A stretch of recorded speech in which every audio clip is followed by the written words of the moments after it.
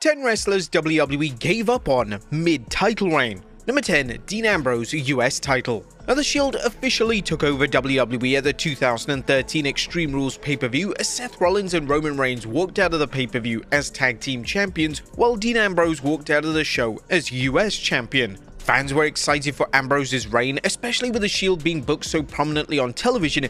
There was an anticipation that the US title defenses on TV would be a regular fixture. Unfortunately, this wasn't the case.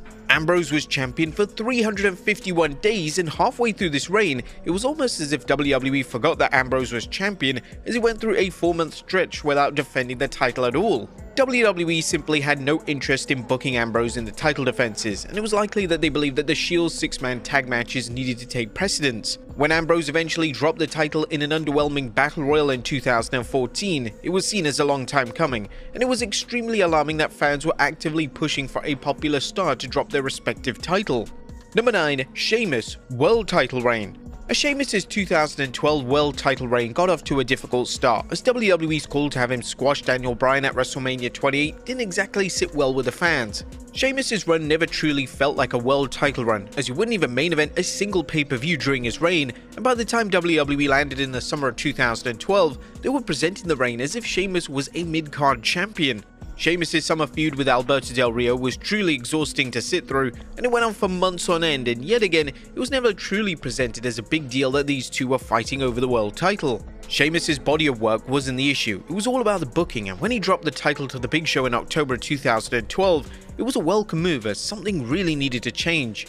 Number 8, Curtis Axel Intercontinental title reign. One of the names that WWE decided to push following WrestleMania 29 was Curtis Axel. Axel would be repackaged and he would be paired with the iconic Paul Heyman, which on paper should have been a recipe for major success. Axel would capture the Intercontinental title, and he managed to have one of the most lifeless and underwhelming reigns in WWE history. Despite Heyman at his side, Axel had struggled to connect with the crowd, and unfortunately this was highly detrimental to the success of his reign. WWE realized around halfway through the reign that the fans weren't connecting with Axel, and that they eventually made the smart call to have Big E dethrone him on Raw to become the new champion. Number 7, Chris Benoit World Title Reign. Chris Benoit had only one world title reign in WWE, and he managed to win the world title in the main event of WrestleMania 20. At the time of Benoit winning the title, there was concern that they would present Benoit as a fluke champion. Whilst this wasn't the case, WWE did present him as an afterthought. Benoit's reign lasted until SummerSlam in 2004, and the reign fell apart when Eugene was starting to take center stage on Raw, and Eugene was starting to receive more screen time than the actual world champion. Benoit's reign wasn't awful, but it was evident that WWE valued names such as Triple H and Shawn Michaels over him in terms of star power, and this unfortunately hindered Benoit's reign. Number 6, Big E WWE title reign. When WWE advertised a multi-man match for Big E's WWE title at day one, it was a given that Big E would drop the title. Big E's reign had lived up to expectations, and it was clear from WWE's side that there was some regret in making him the guy. The New Day member did his absolute best with the material he was given, yet WWE rarely presented him as a big deal, and when he was placed in a feud with the Universal Champion Roman Reigns for Survivor Series in 2021, it was a foregone conclusion who was winning, which was a shame as his run could have been excellent if WWE just devoted some much needed resources into making the reign feel actually special. Number 5, Jack Swagger World Title Reign. Now, it's usually going to be an issue if WWE makes a wrestler world champion that fans don't want to see in the role, and there's not a better example of this than Jack Swagger in 2010.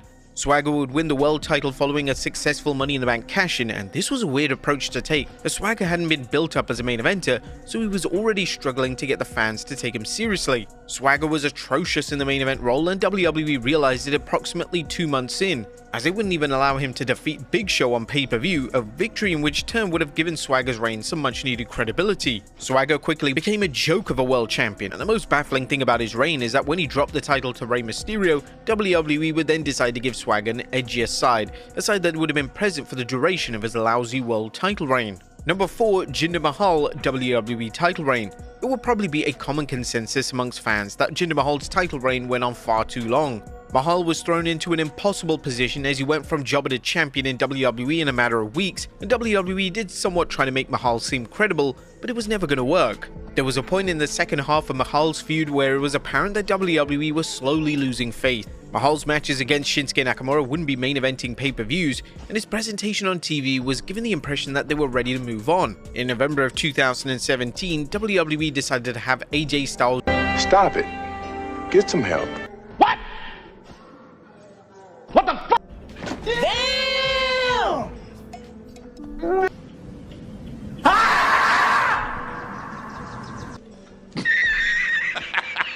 Wait for it. Matches on TV left, right, and center, and by the halfway mark of his reign, he would be booking Mysterio to lose to names such as Finlay on SmackDown. McMahon was clearly out to show that he was right and everyone else was wrong, yet this was highly detrimental to Mysterio and the fans' reception to his reign.